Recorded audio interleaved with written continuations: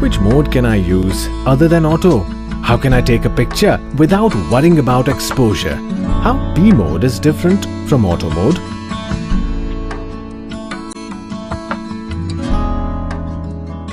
If you have all these queries and questions, this session will answer all of them. Welcome everyone to another session of Nikon DSLR tutorial.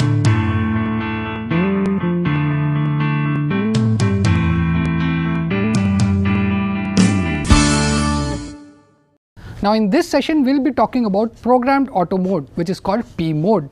Now when to use P mode? P mode is the best solution when you want to just focus on the composition part of your photography. You don't have to worry about setting the shutter speed or the aperture. Just rotate the dial to P mode and point your camera towards the subject and shoot. In this mode, camera gives you the combination of shutter speed and aperture. In case you are not satisfied with the exposure given by the camera, you can actually override the exposure by using this plus minus button. This plus minus button is called exposure compensation button. By pressing this button and then rotating the command dial towards plus size, you can actually brighten up your images. Similarly, if you rotate the command dial towards negative side, you can actually make your images underexposed. Now P mode is a very unique mode which gives you the liberty to focus just on your composition.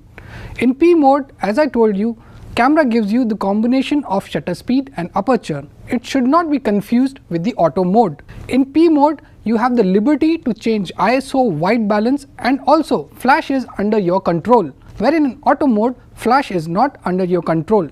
Flash will pop up whenever the camera feels the necessity of light. Also, options like ISO, white balance, etc. are completely disabled in auto mode. That was all about programmed auto mode.